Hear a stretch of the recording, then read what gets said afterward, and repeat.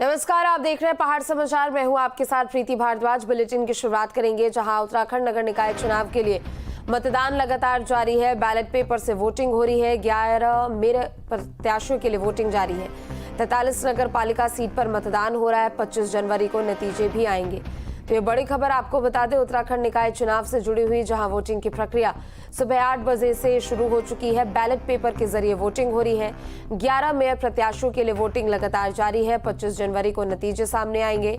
तो वहीं 43 नगर पालिका सीट पर मतदान लगातार जारी है।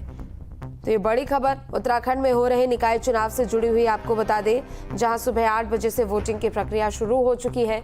सभी पार्टियों की ओर से अपनी ताकत झोंकी गई है। बता दें कि एक तरफ बीजेपी कांग्रेस भी अपनी जीत के दावे कर रही है, तो दूसरी तरफ निर्दलीय प्रत्याशी भी यहां पर गणित बिगाड़ते हुए नजर आ रहे हैं। 43 नगर पालिका, उनके लिए मतदान लगातार जारी है। 25 जनवरी को नतीजे भी आएंगे।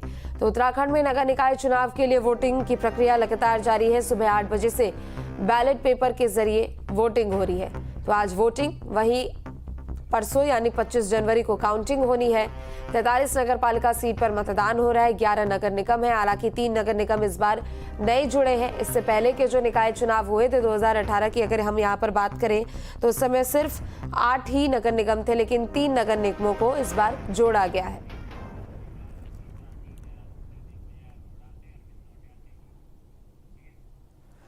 तो बैलेट पेपर के जरिए वोटिंग की प्रक्रिया लगातार जारी है। सुबह 8 बजे से वोटिंग हो रही है और ज्यादा जानकारी अपडेट के लिए संवाददाता हमारे साथ जुड़ चुके हैं। अजीत हमारे साथ देहरादून से जुड़ चुके हैं, टिहरी से अरविंद हमारे साथ जुड़ चुके हैं और साथ ही अल्मोड़ा से दिग्विजय हमारे साथ जुड़ चुके हैं। अजीत, सबसे पहले आपका रुख करते हुए, सुबह 8 बजे से वोटिंग की प्रक्रिया लगातार जारी है। बैलेट पेपर के जरिए वोटिंग हो रही है। लगभग 2.5 घंटा यहाँ पर बीत चुका है। कैसी तस्वीर यहाँ पर देखने को मिल रही है? जो मतदाता यहां पर पहुंच रहे, उनकी संख्या कैसी नजर आ रही है? देखिए, मतदान प्रतिशत का पहला ब्रेकअप अभी आया तो नहीं है, लेकिन लाइनों को देख करके जो मतदाता कतारबद्ध हैं उनको देख करके ऐसा लगता है कि मतदाताओं में उत्साह काफ़ी है। और मैं देहरादून में हूँ इस समय। सेंट थॉमस एक स्कूल है, उसके मतदान केंद्र पर हूँ और यहाँ पर काफ़ी लोग, आपने देखा मेरे पीछे आप देख सकते हैं, काफ़ी हलचल मेरे पीछे यहाँ है। तो मतदाताओं की आप लाइनें भी आप देख सकते हैं, तो काफ़ी लोग हैं यहाँ। और इसके साथ ही अलग भी पॉलिटिकल हलचल भी काफ़ी हो रही है।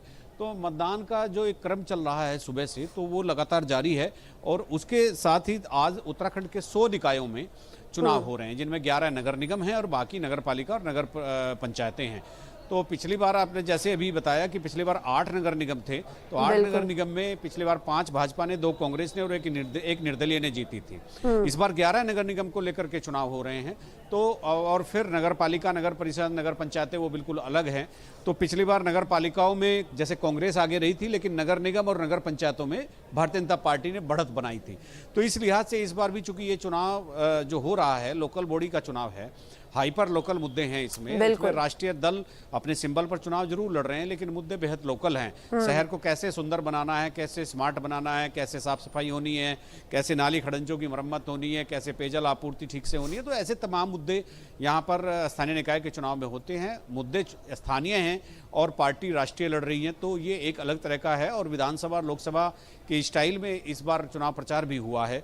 तो दोनों दलों की प्रतिष्ठा दांव पर है। और मैं एक बार जो लगातार बार बार कह रहा हूं, विधानसभा चुनाव से पहले ये सेमीफाइनल माना जा रहा है विधानसभा का, क्योंकि यही चुनाव है जो सिंबल पर है। इसके बाद त्रिस्तरीय पंचायत चुनाव होंगे जरूर, लेकिन वो सिंबल पर नहीं लड़े जाते। तो सिंबल पर होने वाला विधानसभा से पहला एक बड़ा चुनाव है, जिसमें 31 लाख के आसपास मतदाता अपना वोट कास्ट करेंगे। तो इसीलिए इसको विधानसभा के चुनाव के सेमीफाइनल के रूप में भी देखा जा रहा है। जी ठीक है, आप बने रहे, लौटेंगे आपके पास। दिग्विजय अल्मोड़ा से जुड़े हुए। दिग्विजय, आपका रुख करते हुए, कैसी तस्वीर अल्मोड़ा में देखने को मिल रही है? 2.5 घंटे का समय बीत चुका है वोटिंग शुरू हुए। कितनी हलचल, और आपने मतदाताओं से बातचीत की होगी, उनके क्या कुछ मुद्दे हैं? क्या मुद्दे लेकर वो वोट करने के लिए पहुंच रहे हैं?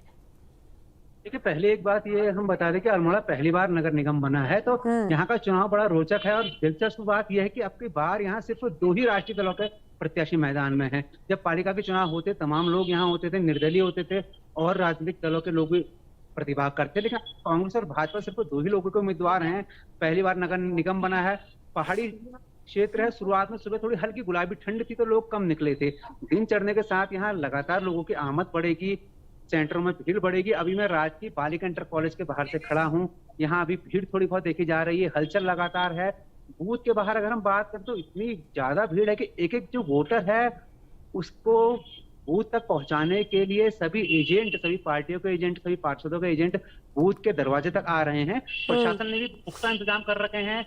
वो लोग भी अंदर बिल्कुल भीड़ जमा नहीं होने दे रहे हैं। जो शासनादेश है उसी के अनुसार वो लोग अपना आचरण यहाँ कर रहे हैं। तो यहाँ लगातार चुनाव बहुत ही रोचक होता जा रहा है। मुद्दे यहाँ नितांत स्थानीय हैं। जैसे अभी अजीत जी ने बात करी, ये जो चुनाव होते हैं ये लोगों के चेहरे पे लड़े जाते हैं, जो स्थानीय लोग होते हैं, और स्थानीय मुद्दों पे लड़े जाते हैं। मोहल्ले की समस्याएं होती हैं, रास्ते की समस्याएं हैं, नालियों की समस्याएं हैं। तो बहुत ही नितांत ये चुनाव होते हैं जो व्यक्तिगत आधार पर लड़े जाते हैं। उसकी व्यक्तिगत छवि काम करती है। तो अभी यहाँ लगातार जब दिन चढ़ेगा उसके बाद यहाँ भीड़ देखने को मिलेगी। अगर मोटा अनुमान की बात करें, अभी जिस सेंटर में मैं खड़ा हूँ यहाँ लगभग 10% के आसपास मतदान हुआ है। अभी आधिकारिक आंकड़े कुछ नहीं आए हैं। जी, अगर संभव हो तो वहां भी लोगों से बातचीत कीजिएगा, क्या कुछ उनका कहना है ये भी बताइए।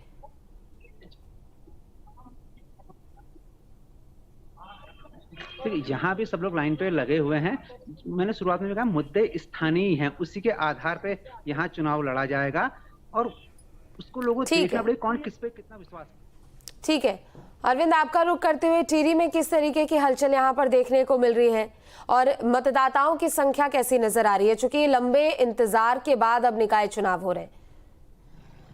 जी, जहाँ मैं टिहरी जिले की मैं बात करूँ तो टिहरी जिला एक ऐसा जिला है जहाँ पर ये नगर पालिका के जो चुनाव हो रहे हैं, और इसमें जो टिहरी जिला है इसमें 6 जो पंचायतें हैं और 2 जो नगर पालिका है, इनमें चुनाव चल रहे हैं। और एक नगर पालिका ऐसी है जिसमें परिसीमन के चलते वहां पर चुनाव नहीं हुए हैं, वो है नरेंद्र नगर विधानसभा। और साथ ही आपको बता दूं कि अभी मेरे सहयोगियों ने कहा है कि ये जो चुनाव है ये स्थानीय मुद्दों पे लड़ा जा रहा है, और जब स्थानीय मुद्दों पे लड़ा जाता है तो कई नाराजगियां भी प्रत्याशियों को इसके मामले में देखनी पड़ती है। और नैटेरी जो शहर है और नैटेरी जो नगर पालिका है, ये नगर पालिका एक पुरानी टिहरी शहर हुआ करता था जो टिहरी बांध की झील में समा गया और उसके बदले नैटेरी ये शहर बनाया गया।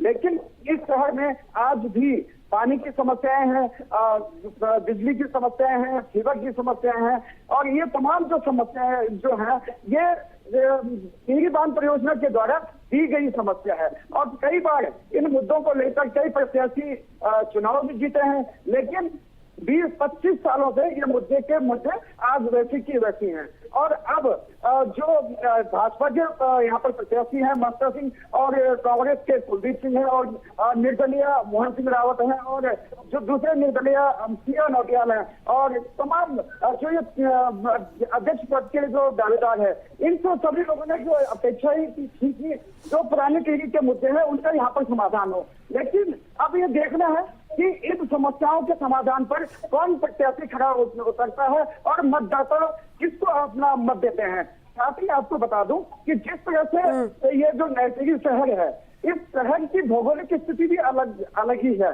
तो यहाँ पर जो लोगों का कहना है कि यहाँ पर जो राष्ट्रीय पार्टी है वही इस मुद्दे को समाधान कर सकती है। तो कहीं ना कहीं जो यहाँ पर रुझान देखने को मिल रहा है तो राष्ट्रीय पार्टियों के प्रति ज्यादा रुझान देखने को मिल रहा है। और आपको एक बात और बता दूं कि नैटेरी नगर पालिका परिषद एक ऐसी नगर पालिका है जिसमें आज तक किसी भी राष्ट्रीय पार्टी का प्रत्याशी विजय नहीं हुआ है। यहाँ पर हमेशा से निर्दलीय प्रत्याशी ही विजय हुए हैं। और अब इस बार देखना है कि ये मिथक यहाँ पर टूटता है कि नहीं। बिल्कुल, चूंकि अगर निर्दलीय यहाँ पर शुरू से जीतते आ रहे हैं तो नतीजन यहाँ पर पार्टियों के लिए भी एक बड़ी समस्या भी है और एक बड़ी चुनौती भी है। लौटेंगे आपके पास। महावीर, आपका रुख करते हुए हरिद्वार में कितनी हलचल, क्या तस्वीरें वहां पर? 2.5 घंटे लगभग हो चुके हैं वोटिंग शुरू हुए। बिल्कुल, देखिए जाहिर सी बात है कि मतदान शुरू हो चुका है। हालांकि जो तस्वीरें सुबह निकल कर आ रही थी उसमें जो मतदाता थे उनमें उत्साह कम दिखाई दे रहा था, लेकिन अब जैसे जैसे दिन बढ़ रहा है वैसे वैसे जो पोलिंग बूथ पर हैं लाइनें लंबी होती जा रही हैं और जो उत्साह है वो लोगों का दिखाई दे रहा है, क्योंकि अब लगातार लोग जो हैं वो इस लोकतंत्र के उत्सव को मनाने के लिए बाहर निकल रहे हैं और लाइनों में लगकर अपने प्रतीक्षा कर रहे हैं कि अपने वोट डालने का, उस मतदान के अधिकार का प्रयोग करने का इंतजार कर रहे हैं। तो ये तमाम तरह की तस्वीरें जो हैं वो पोलिंग बूथ से आ रही हैं। और अगर राजनीतिक लिहाज से हम लोग बात करें, क्योंकि हरिद्वार नगर निगम है, हरिद्वार नगर निगम पर जो टक्कर देखने को मिल रही है, क्योंकि पिछली बार भी हमने देखा था हरिद्वार नगर निगम पे सीधा भाजपा और कांग्रेस के बीच में टक्कर थी, और इस बार भी वही कुछ देखने को मिला है कि जो पूरा मुकाबला है वो दोनों ही राजनीतिक दलों के बीच में सिमट कर रह गया। ऐसे में टक्कर जो है रोमांचक दिखाई दे रही है। मतदाताओं का जो उत्साह है वो लगातार यहाँ पर देखने को मिल रहा है। साथ ही साथ बात करें परसेंटेज की, क्योंकि पहला चरण ये एक तरह से है पोलिंग का, तो यहाँ पर तकरीबन 12% के आसपास जो है अभी तक पोलिंग हो पाया है। हालांकि अभी तक आधिकारिक जो आंकड़े हैं। ठीक है महावीर, लौटेंगे आपके पास। आप